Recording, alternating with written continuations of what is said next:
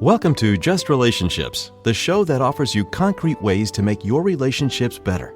Whether it's your boss, your spouse, your children, or your friends, the quality of your relationships in life directly affects how you feel about yourself and the success you achieve. Your host, Dr. Duffy Spencer, a psychotherapist, telecoach, author, and seminar leader, will interview top experts to help you learn to manage this essential part of your life. And now, here's your host, Dr. Duffy Spencer. Greetings to you. If you tuned in last week, you know that this is the part 2 of the series with Marcia Naomi Berger, author of Marriage Minded, an A to Z dating guide for lasting love.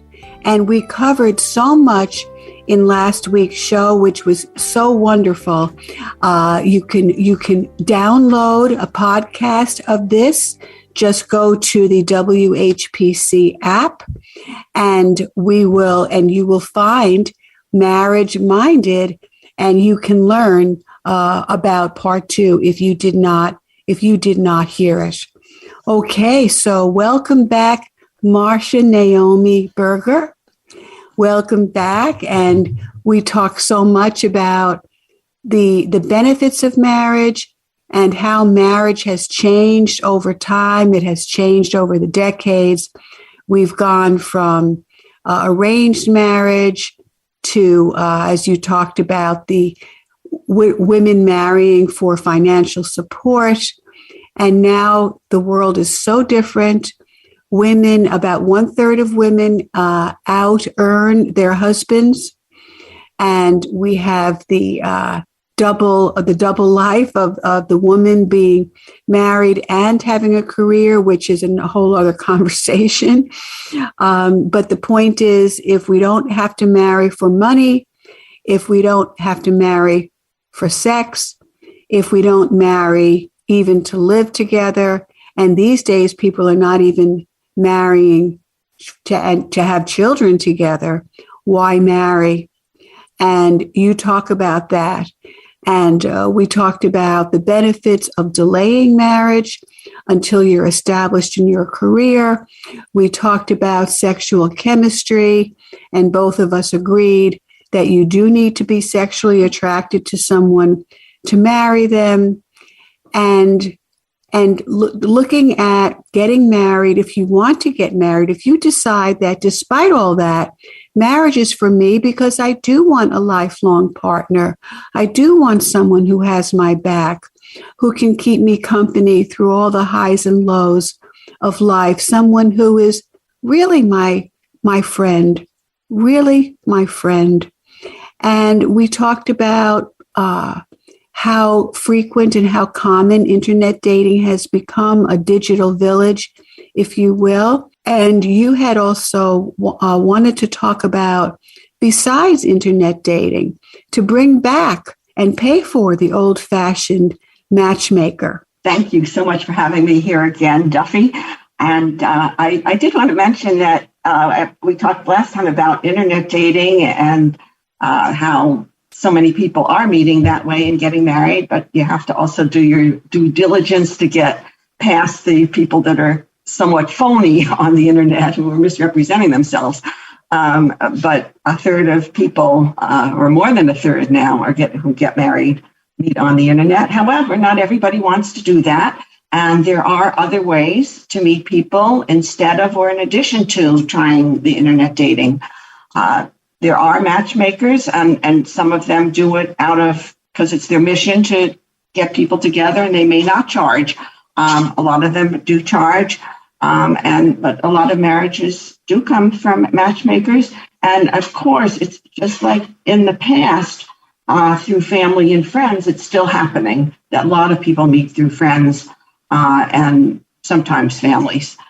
So there are choices, and there are many opportunities, and the challenge is to get past whatever obstacle is getting your way of putting yourself out there and saying, yes, this is what I want. I'm going to do what I can to move towards that. Beautiful. I really concur. When I was hospitalized a few months ago, I met such a lovely career woman, a doctor who I guess she was in her mid to late 30s, and she wanted to get married, wanted to have children, but she said she had no time. She had no time to date. And where is your pool of eligibles when you are a high status woman? Sociologically, it's called the princess dilemma, that women of high rank have a much smaller pool of eligibles because the tradition is for women to marry up, to marry men who have higher status, higher social status than they do. So how do you find this? And I had recommended to her a professional matchmaker. And I don't remember the name of the company that I recommended offhand. Do you know of any particular companies that are very good people or companies that do that? I think it's easy to find somebody, whether you want somebody in your area or somebody out of your area, because there's the internet. And Google you put in the search box, where can I find a good matchmaker, and see what comes up. And of course, asking for recommendations. If you know somebody who has met through that person, that's probably the best way. Yes, always. And let me see, what was I going to say about that? Just to be open, being open, and I could name one or two, but I think it's better to find what fits for you. Beautiful. Yeah. Okay, so and when you talked to Marsha Naomi Berger about meeting people through friends, and you also mentioned obstacles to getting what I want. I think that networking is very important here, and to just simply put it out, hey, I'm looking for a husband. I'm looking to get married someday. Do you know of any good eligible men? And just to keep asking, keep putting it out there. And I think one obstacle is vulnerability. And Americans are very individualistic, and to the point of toxicity. The term is toxic individualism. And we're taught that we're not supposed to ask for help. We're not supposed to need help, because then we're needy. And that's not a good thing. But I think networking is and we can reframe it as networking, that it's a very, very forthright, assertive, proactive thing to do. And I see that you agree with me. I totally agree. Yeah. And when I was single, I joined a group. It's not in existence any longer, but it was called Nexus. It meant link, I think, from the Greek, link. And what this group of women did was to get together to exchange names of men who they personally did not choose, but who they could recommend as a mensch, as a good person, as a good guy. And so they pooled, and then they would ask, would you mind asking this guy if he'd be willing to meet someone? So that's a very, very powerful thing to do. Kathy Napolitano, many years ago, created this group called Nexus. And to my knowledge, it's no longer in existence. But you could start it up again, Marsha. And I also want to ask you about, once you get married, because your book is about not only dating, but finding lasting love. How do you keep your marriage so viable and juicy? So my earlier book is called Marriage Meetings for Lasting Love, 30 minutes a week to the relationship you've always wanted. And I'm very enthusiastic about the idea of a weekly marriage meeting. It's a gentle conversation with a loosely structured agenda that you can customize for your relationship. And it covers all aspects of the relationship, expressing appreciation, handling the business part or chores or responsibilities of marriage, planning your good times, your weekly date together, that's apart from your marriage meeting. And then the last part is discussing whatever issues or concerns you're having. You can clear up misunderstandings and usually come to an agreement when there's some kind of conflict, or at least learn to agree to disagree, as they say. But it's a wonderful way to keep up with each other and to reconnect every week. So that's a way to keep your relationship strong and romantic. I think that is a fabulous idea, Marcia Naomi Berger. I love it. When I read that marriage meeting, and you're saying about 1 hour once a week? No, only 30 minutes. Oh, 30 minutes. At the very most 45, because you want to stay alert and positive. Okay. And, if it goes too long, you get cranky. Yeah. And studies show that the average married couple has about 10 minutes all week in real conversation, in actual conversation, 10 minutes a week, because they're back and forth, two ships passing in the night. Of course, there's talking, but in real conversation, how often do people do that? And many people do it a lot more, of course. And you're espousing that you have 30 to 45 minutes a week where you sit down. And I think it would probably be best if it was the same time every week. Would you say? It depends on the couple, right?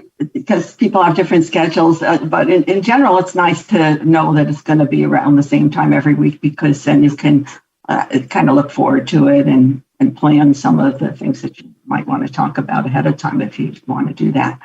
Right. And so your book entitled Marriage Meetings for Lasting Love. Marriage Meetings for Lasting Love. And you give in your book all the details of how to conduct a marriage meeting. Right. Yes. That's wonderful. I include communication skills to use, which are great whether you're married or single. 7 different communication skills, and I also write about myths that get in the way of people. Marriage myths. So we can get rid of some of those, and people can come in with a positive attitude. Right. Marriage meetings for lasting love. I love that. I think that is very essential, because if you say to people, okay, sit down from 30 to 45 minutes a week to have this marriage meeting, and they'll give you a better marriage, and people sit down and they start fighting and they say, well, I'm not going to bother doing that. So we really do need a guide. And when I give marital therapy, I always start out with appreciations. And as I said to you in the last show, a disgruntled couple coming to me for the first time on the brink of divorce will say, well, I appreciate that you came. And, but to continue ongoingly with appreciations, which is one of the 5 love languages. And not everyone needs it as number 1. I think personally that most people need that. And while I just mentioned a love language, I'll just give Gary Chapman some credit. His book, such a small, simple book, has gotten such good repute.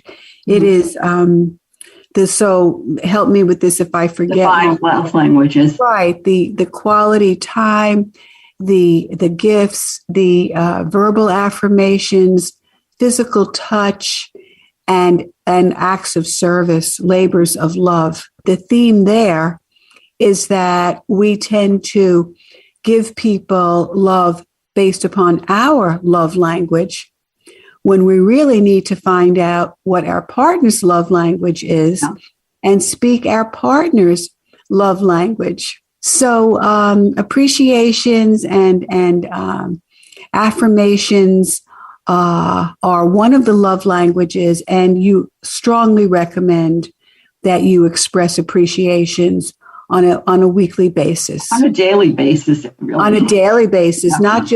not just at the marriage meeting. Good, on a daily basis. And when you talk about chores and money, the five major problems that couples generally have are household chores, money, sex, children, and in-laws. You basically are giving communication skills for people to talk about these, what can easily become really volatile topics. Something else I wanted to mention about my first therapy session, since you mentioned that my first therapy session with couples, I probably always, if that's not too strong to say, but I think it is always, I ask people how they met and what attracted them to each other at the beginning. And that Beautiful. Helps to revive, hey, what are we doing together anyway? And they may say they may think about how do we lose that? And our job is to help them get that back. Yes, I think that is so important. And that goes along with our conversation about sexual chemistry. I do the same thing on the first session, ask the same question. And then people who are sitting there in a very morose way suddenly perk up, they light up. And so some of that is the role-playing layer, the social layer. But a lot of it is really authentic, right? This person really is funny. When they're not angry, they're funny. Right. And so you talk about obstacles to getting what we want if we really want marriage, and obstacles within a marriage to feeling the love and sharing the love. And a lot of it has to do with unresolved trauma, even generationally.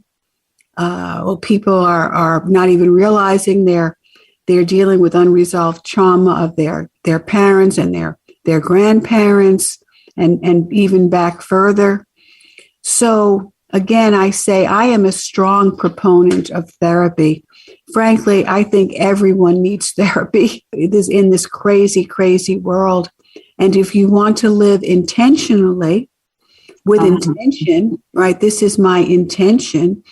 My intention is to find a partner, a spouse. My intention is to, once I find this spouse, to be happy with this spouse, to have my spouse be happy with me. And what does that call for? What does that call for? So tell us more, Marcia. Tell us about the communication skills that you encourage. Yeah, I'd like to do that. I also want to back up a little bit because you mentioned the obstacles.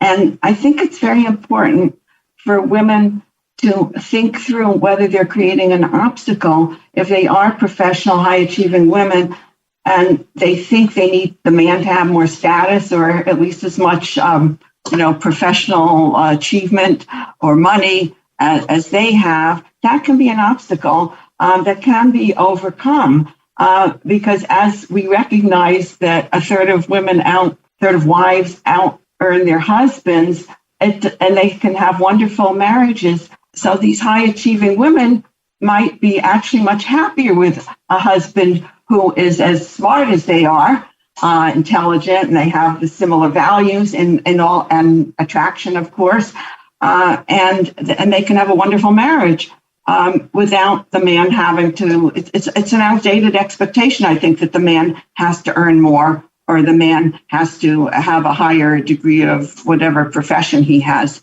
than the woman has. Oh, Marcia, how brilliant. I could not agree more. Could not agree more. And unfortunately, even though I think it is outdated, it's also still quite common. Mm-hmm. And you really decrease your pool of eligibles. And you may not be shopping for the right thing, so exactly. to speak. Yeah. I have a new client who said she needs to find a man who can support her because the job that she has doesn't pay all that well. And so I talked to her about finding her North Star, her compass. What does she love? And she's very, very talented. And the kind of work that she wants to do can be well paid if she positions herself well. So that kind of thing. But that, yeah, looking to a man for, I'm going to use a vulgar term, for a quote unquote meal ticket, right, is really not necessary today.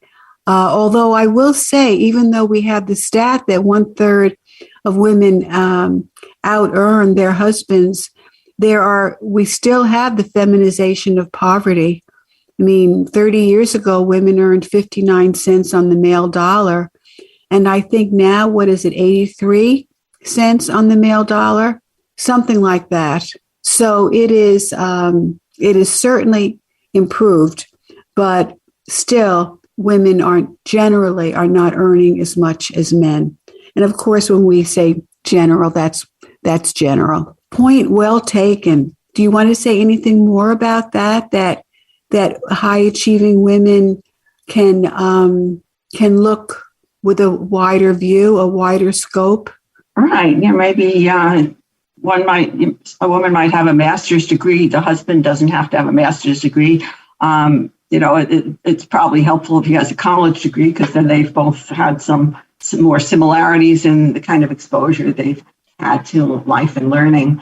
But moving along to the communication skills in the book Marriage Minded, an A to Z dating guide for lasting love, and also my book about marriage meetings. Also, I do write about 7 different communication skills in the Marriage Meetings book, and a lot in the Marriage Minded book also, especially.